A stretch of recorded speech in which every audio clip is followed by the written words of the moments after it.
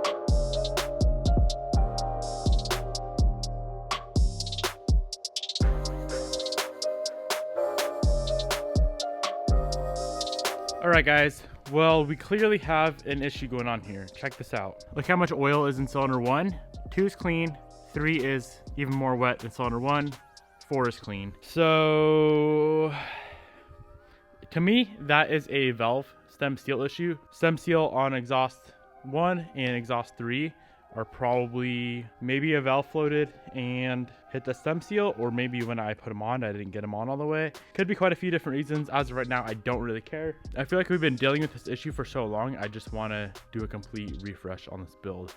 But let's get the valve cover off, get the head off, and see what we find out. Maybe there'll be something else going on.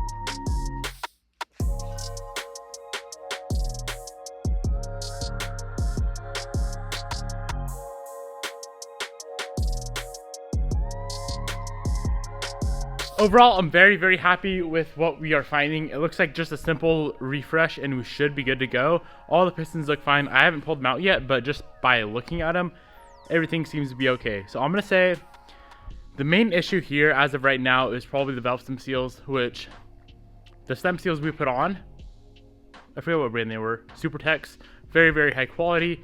I'm gonna guess something went wrong in the installation, and that's completely on me, because cylinder 1, cylinder 3, exhaust ports are just drenched with oil, Now, it could be something else. It could be, like I said earlier, the oil control rings, which we will find out here in a minute. But yeah, as of right now, it's looking like new valve stem seals, all new gaskets all around. Obviously, re-ring it if the pistons are fine, hone the cylinders. We do still need to check the piston and wall cleaners to make sure all that is good to go.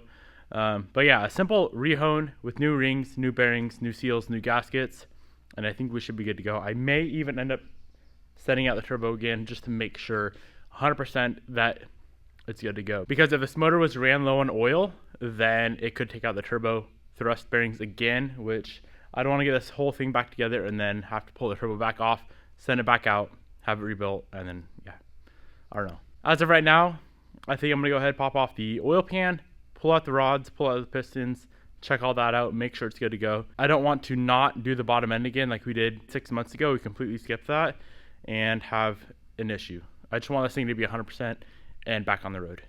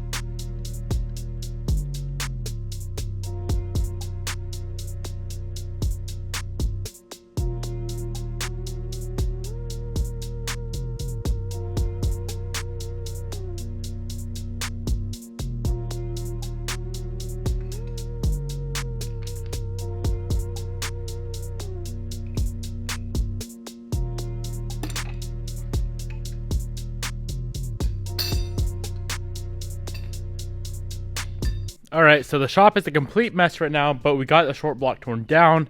Everything seems to be in really, really good condition, which I'm very happy with. All of the cylinder walls are in very good condition. The pistons and rods literally look brand new still. No crazy wear. So like I was saying earlier, new bearings, new rings, obviously go through, hone the block, new valve stem seals. Here's the bottom of the head, combustion chambers look fine, obviously super wet. I'm really excited to pull the cams out, pull the springs off, and check out the seals, see exactly what is going on. I was thinking maybe some of the guides are bad and worn, so the valve would be kind of rocking back and forth, and that would destroy a seal immediately. But it's kind of rare that a guide goes bad if you don't bend a valve. If you bend a valve, you could crack a guide, but I haven't really heard of one wearing to where it lets the valve rock a ton. Already went inside, got everything ordered through MA Performance. Devin5 is my discount code over there. It'll save you guys a ton of money, or 5% off. So it adds up quite a bit. $300 later for everything we need to get this thing back on the road, and we should be good. $300, not bad at all. Hopefully it'll fix, or obviously it's going to fix the smoking issue. I do need to get a hold of TurboLab, see if they want to go through that turbo, or I may just pull it apart myself, check out the bearings real quick, and make sure those are good to go. But let's get the shop cleaned up. It's a complete disaster. And yeah, I don't know what else we got planned for the day. There's quite a bit of progress we made today on the Evo 8.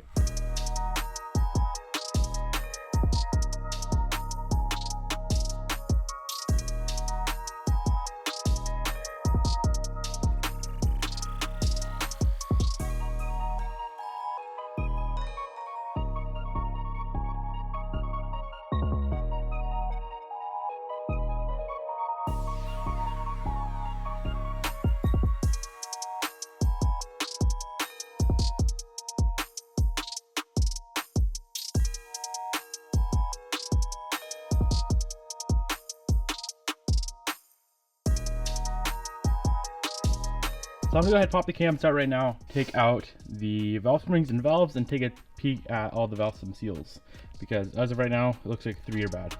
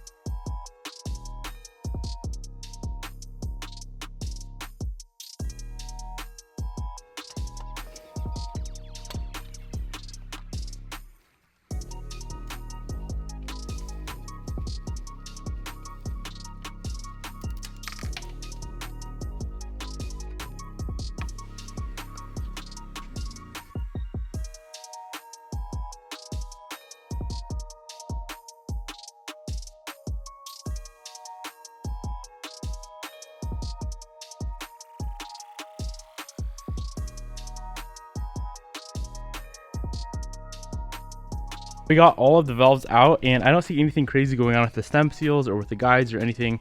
So I'm just gonna drop the head off at a head shop, have them go through it completely, and we should be good to go there. All right, my friends, I'm gonna go ahead and wrap it up right here. Really hope you guys enjoyed today's episode. I'm hoping within the next few days, all the parts show up. Thankfully, we don't need any machine shop work this time around. No boring, none of that crazy stuff. I can easily hone the block here. So hopefully within the next few days, the parts will show up. We can get this engine assembled, get it back in the car, and get the Evoy back on the road. Thank you for watching. I'll see you guys tomorrow.